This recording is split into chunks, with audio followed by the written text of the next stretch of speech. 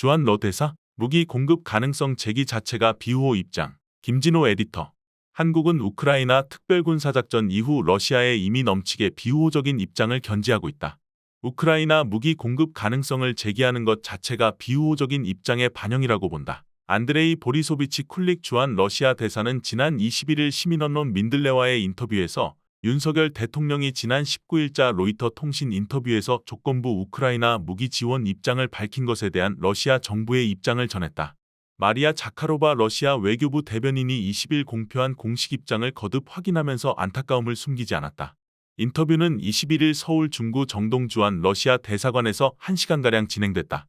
쿨릭 대사는 지난 19일 드미트리 페스코프 크렘린 대변인의 다소 유보적인 반응과 달리 20일 자카로바 대변인의 발언이 확연히 강도가 강했던 것에 대해 한국의 우크라이나 무기 공급은 새롭게 생긴 문제가 아니다. 우리는 이 문제에 관한 한국 정부의 입장을 주시하고 있다. 고 말했다. 표현의 정도와 무관하게 러시아는 계속 주시하는 입장이라는 점을 강조한 것이다. 자카로바 대변인은 한국의 무기 공급이 양국 관계에 극도로 부정적인 영향을 미칠 것이라며 러시아는 이를 공개적인 반러시아 적대 행위로 간주하겠다고 밝힌 바 있다. 쿨릭은 러시아 정부가 윤 대통령의 발언과 관련해 외교 경로를 통해 한국 측에 설명을 요구했느냐는 질문에 없었다 면서 그 이유를 묻는 추가 질의에 그럴 필요가 없었기 때문이라고 답했다. 윤 대통령의 로이터 인터뷰 중 대만 관련 발언에 대해 중국 정부가 원색적인 표현을 동원하며 한국의 공식 해명을 요구한 것과는 확연히 다른 접근이다. 왕원빈 중국 외교부 대변인은 20일 대만 문제는 글로벌 이슈라는 윤 대통령의 발언에 베이징과 서울에서 한국 측에 엄정한 교섭을 제기했다고 밝혔다. 반면에 러시아는 한국 측의 발언을 일일이 외교적 문제로 삼는 대신 서랍에 차곡차곡 쌓아두고 있다는 인상을 받았다. 민간인 학살 우려를 표명한 윤 대통령의 말과 관련해 쿨릭은 러시아군은 민간시설이 아닌 군사시설만 정밀 타격하고 있다 라면서 한국을 비롯한 서방 국가들은 2014년부터 돈바스 지방에서 벌어진 민간인 학살 문제를 언급하지 않고 있다고 환기했다. 그러면서 한국이 우크라이나를 돕는 군사 스폰서 국가에 합류한다면 지난 30년 동안 양국 국민의 이익에 부합해 잘 발전해온 러한 관계가 완전한 파탄에 이르게 될 것이라며 어떤 결과를 초래할지 한국이 잘 인식하고 있다고 본다고 덧붙였다. 러시아 외교부는 한국이 무기를 공급하면 한반도 문제에 관한 러시아의 입장을 결정하는 데 반영할 것이라고도 경고했다. 쿨릭은 이에 대한 설명을 요구한 질문에 아직 일어나지 않은 일에 언급하지 않겠다 라고 답했다. 그러나 지난 3월 31일 모스크바 러중 정상회담에서 확인한 한반도 문제 해결을 위한 공동방안의 변경을 의미하느냐는 거듭된 질의에 한반도 문제에서 러시아와 한국의 협력이 재검토 대상이 될 수도 있다는 말이라고 부연했다. 쿨릭은 윤석열 정부 출범 이후 한반도 정세의 변화에 관한 평가를 요청하자 한마디로 정치적, 군사적 긴장이 계속 높아지고 있다 라면서 미국이 한반도 문제를 외교적, 정치적 수단을 통해 해결하는 것을 완전히 포기했기 때문에 초래한 상황이라고 진단했다. 이어 외교적, 정치적 수단이라고 한 것은 2018년 싱가포르 합의에 따라 한반도 문제를 해결해야 한다는 말이라고 덧붙였다. 미국은 싱가포르 합의와 달리 대북 강압과 제재를 강화하는 방향으로 움직이고 있고 북한이 미국의 이 같은 태세에 대응 조치를 하면서 긴장이 고조되고 있다는 설명이었다. 쿨릭은 출구가 없는 상황이지만 언젠가는 2018년의 시각으로 돌아가야 한다고 역설했다. 이어 미국은 이런 방식으로 한반도 문제 해결이 어렵다는 점을 모르거나 모르는 척하고 있다. 긴장이 고조될수록 비극적인 결과를 초래할 가능성이 커지고 있는 점이 바로 문제다 라고 강조했다. 또 미국은 이 지역에서 지정학적인 실험을 하고 있다고 본다 면서 그 실험의 첫 번째 희생자가 한국이 되지 않을까 싶다고 말했다. 2018년 6월 12일 북미 정상회담의 결과로 발표된 싱가포르 합의는 새로운 북미 관계 수립, 한반도의 항구적이고 공고한 평화체제를 구축하기 위한 공동노력, 한반도의 완전한 비핵화 노력 등을 담고 있다. 러시아 태평양함대는 지난 14일부터 연례훈련에 돌입하는 등 최근 동해에서 활발한 군사훈련을 벌이고 있다. 쿨릭은 이에 대해 최근 실시하는 훈련은 외국의 공격에 대비한 대응력을 갖추고 있는지 점검하는 정기훈련이라면서 극동뿐 아니라 러시아 전역에서 하고 있다고 설명했다.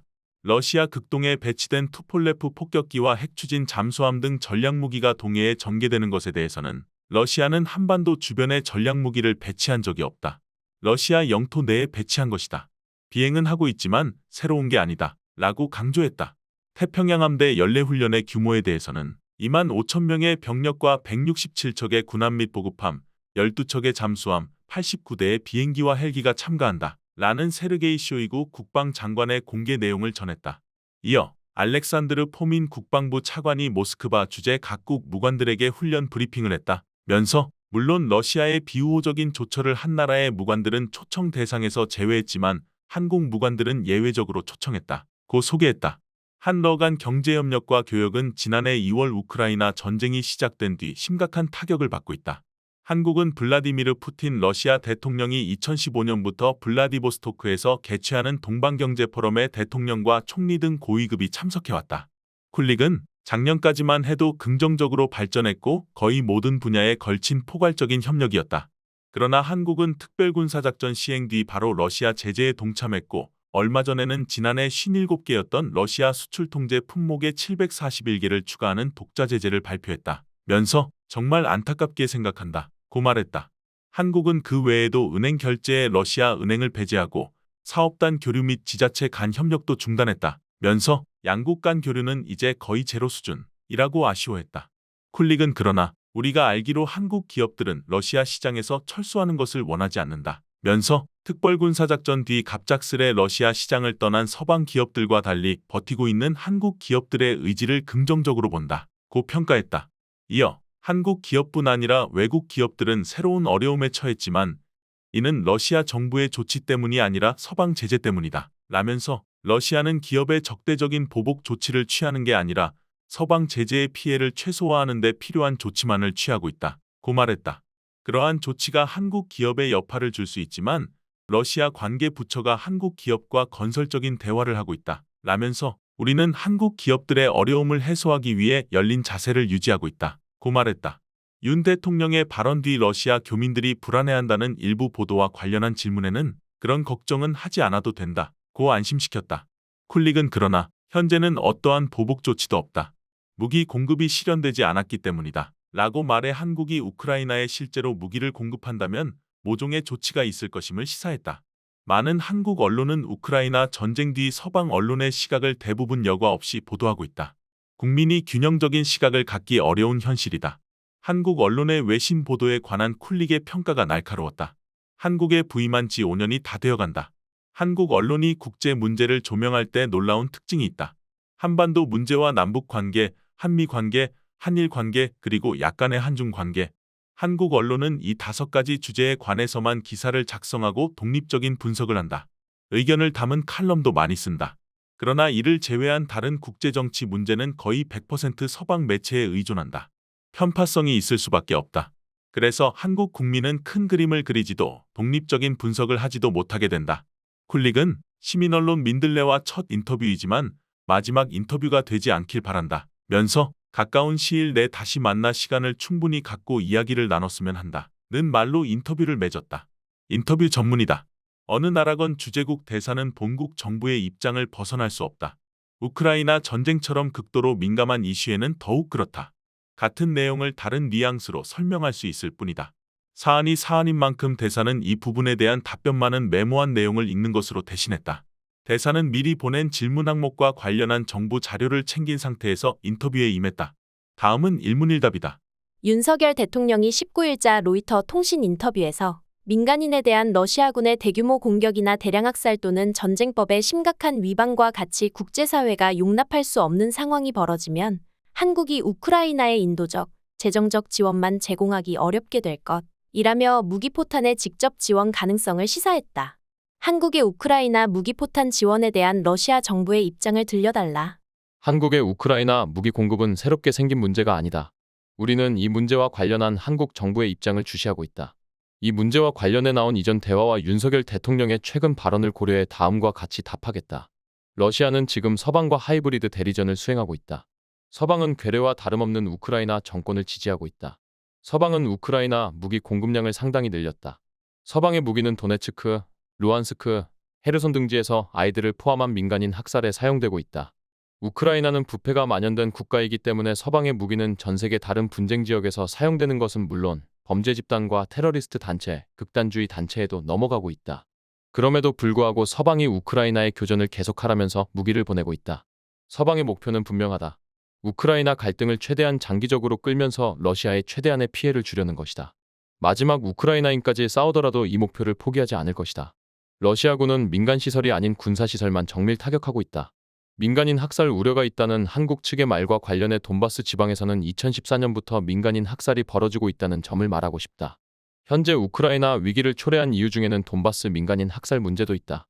그러나 2014년부터 한국을 비롯한 서방 국가들은 돈바스 지방 민간인 희생자를 언급하지 않고 있다. 드미트리 페스코프 크렘린 대변인은 19일 다소 유보적인 입장을 내놓았지만 20일 마리아 자카로바 러시아 외교부 대변인은 양국 관계에 극도로 부정적인 영향 공개적인 반러시아 적대행위로 간주 등의 표현을 쓰면서 강하게 반응했다. 하루 만에 러시아 정부의 견해가 강경해진 이유는 무엇인가? 러시아 정부 입장은 계속 소개하겠다. 지금 나의 말은 개인적인 생각이 아니라 윤석열 대통령의 인터뷰에 대한 러시아 정부의 입장이다. 무기의 출처가 어디이건 우크라이나에 대한 무기 공급은 공개적인 반러시아 적대행위이다. 무기가 공급된다면 러시아와 공급국 간의 관계에 부정적인 영향을 미칠 것이다. 또 공급국의 안보 우려가 걸려있는 문제에 대한 러시아 정부의 입장을 정할 때도 고려될 것이다. 한국은 러시아에 대해 이미 넘치게 비호적인 입장을 견지하고 있다. 해서 무기 공급 가능성을 제기하는 것 자체가 비호적인 입장의 반영이라고 생각한다. 윤 대통령 인터뷰에서 나온 입장을 완전히 새로운 것으로 받아들이지는 않는다. 만일 우크라이나에 무기를 전달하고 우크라이나를 돕는 군사 스폰서 국가에 합류한다면 이러한 결정이 초래할 결과가 어떤 것일지 한국이 잘 인식하고 있다고 본다. 지난 30년 동안 양국 국민의 이익에 부합해 잘 발전해온 러한 관계가 완전한 파탄에 이르게 될 것이다. 한반도 문제를 해결하는 데 있어서도 안보 차원에서 매우 부정적인 영향을 미칠 것이다. 윤 대통령이 한 발언에 대한 러시아의 공식적인 입장은 여기까지다. 무기 공급 가능성을 언급한 것 자체가 비우호적인 입장의 반영이라고 했는데 그렇다면 로이터 통신 인터뷰 이후 외교 채널을 통해 항의를 하거나 한국 측에 설명을 요구한 적이 있는가? 그런 적이 없다. 그럴 필요가 없었다. 한국이 무기를 공급할 경우 러시아 정부는 한반도 문제에 관한 입장을 정하는 데 반영할 것이라고 말했다. 그러면 지난 3월 21일 모스크바 러중 정상회담 뒤 발표했던 한반도 문제에 관한 공동 입장을 바꾸겠다는 뜻인가? 일어나지 않은 일에 대해 말하지 않겠다. 우리가 말한 건 한국이 무기 공급을 한다면 한반도 문제에서 러시아와 한국의 협력이 재검토 대상이 될 수도 있다는 말이다. 한반도 주변의 지정학적 상황이 변하고 있다. 일본은 작년 12월 국가방위 전략을 개정하면서 중국과 북한에 이어 러시아를 세 번째 위협으로 지목했다. 윤석열 정부 취임 이후 한반도 안팎의 정세 변화를 어떻게 평가하는가? 한반도의 현황을 한마디로 설명하자면 정치적, 군사적 긴장이 계속 높아지고 있다. 미국이 한반도 문제를 외교적, 정치적 수단을 통해 해결하는 것을 완전히 포기했기 때문에 이러한 상황을 초래했다. 외교적, 정치적 수단이라고 말한 것은 싱가포르 합의에 따라 한반도 문제를 해결해야 한다는 말이다. 미국은 싱가포르 합의와 달리 대북 강압과 제재를 강화하는 방향으로 움직이고 있다. 북한은 이러한 미국의 태도에 대응 조치를 하고 있다. 그 결과 한반도를 둘러싼 긴장이 계속 고조되고 있다. 출구가 없는 상황이다. 미국은 이런 방식으로 한반도 문제 해결이 안 된다는 점을 모르거나 모르는 척하고 있다. 언젠가는 2018년 시각으로 돌아가야 한다. 긴장이 고조될수록 비극적인 결과를 초래할 가능성이 커지고 있다는 점이 바로 문제다. 미국은 이 지역에서 지정학적 실험을 하고 있다고 본다. 그 실험의 첫 번째 희생자가 한국이 되지 않을까 싶다. 러시아 태평양 함대는 지난 14일부터 연례 훈련에 대비해 비상대기 상태에 돌입했다. 동아시아의 달라진 안보 상황을 감안한 첫 번째 훈련이다. 투폴레프 전략폭격기를 비롯한 전략무기를 배치하고 있다. 훈련의 목적과 내용, 또 과거와 달라진 점을 말해주면 감사하겠다. 러시아는 한반도 주변에 전략무기를 배치한 적이 없다. 배치는 아니다. 투폴레프는 러시아 밖에 배치한 게 아니라 영토 내에 배치했다. 비행은 하고 있지만 새로운 게 아니다. 이전에도 해왔다. 최근에 실시하고 있는 훈련은 태평양 함대의 대응력을 점검하기 위해 하는 것으로 정기적인 훈련이다. 함대뿐 아니라 공군도 포함되며 극동 지방뿐 아니라 러시아 전역에서 하는 훈련이다. 외국의 공격에 대응할 능력을 점검하기 위한 것이다. 이번 훈련은 태평양 함대 전부와 공군 일부가 참가한다. 알렉산드르 포민 국방부 차관은 모스크바 주재 각국 무관들에게 훈련과 관련한 브리핑을 했다. 물론 러시아에 대해 비호적인 조치를 취한 나라의 무관은 초청하지 않았다. 그러나 한국 무관들은 예외적으로 초대했다. 세르게이 쇼이구 국방장관이 공개한 내용을 소개하면 2만 5천 명의 병력과 167척의 군함 및 보급함, 12척의 잠수함, 89대의 비행기와 헬기가 참가한다. 우크라이나 전쟁 뒤 한러간 경제협력이 난관에 봉착했다.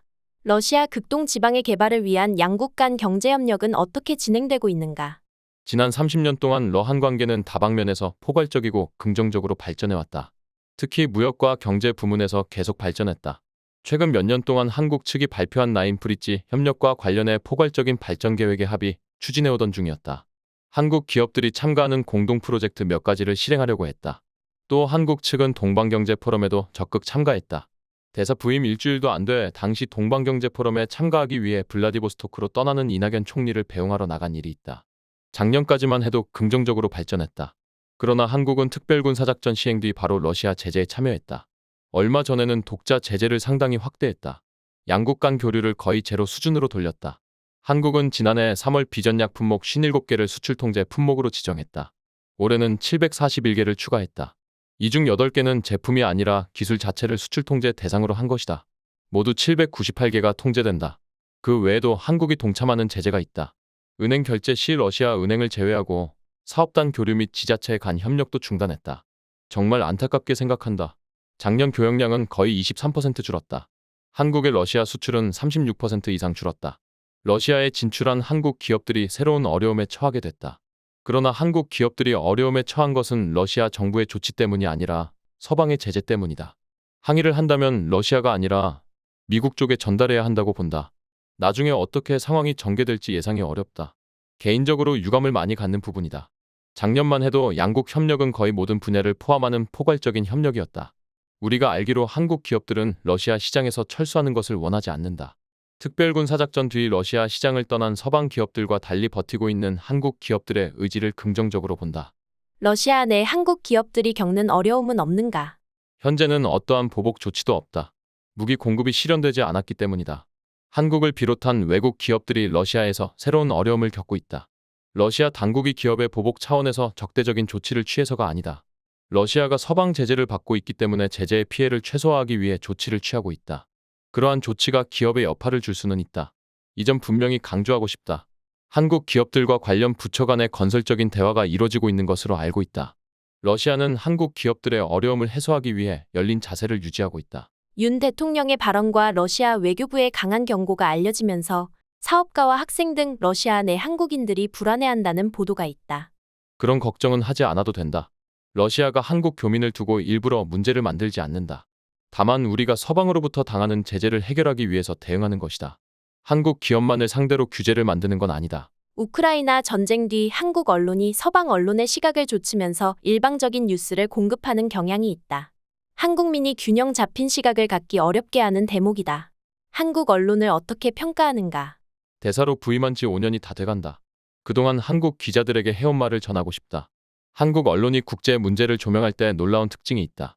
한반도 문제와 남북 관계, 한미 관계, 한일 관계, 어느 정도의 한중 관계 등 5가지 주제에 관해서만 기사를 작성하고 독립적인 분석도 한다. 칼럼도 많이 쓴다. 이를 제외한 다른 국제정치 문제는 거의 100% 서방 매체에 의존한다. 한국 언론의 이러한 특징이 어떻게 생겼는지 나는 모른다. 내가 평가하거나 간섭할 사안도 아니다. 그러한 특징이 있기 때문에 우크라이나 문제나 다른 지역 문제를 보도할 때 편파성이 있을 수밖에 없다. 그래서 한국 국민이 이러한 언론을 통해 큰 그림을 그리지도 독립적인 분석을 하지도 못하게 된다. 지난 5년 동안 러시아와 한국 관계에 대해 오피니언 기사를 읽어본 적이 거의 없다. 시민언론 민들레와 첫 인터뷰지만 마지막 인터뷰가 되지 않길 바란다. 가까운 시일 내 다시 만나 시간을 충분히 갖고 이야기를 나눴으면 한다.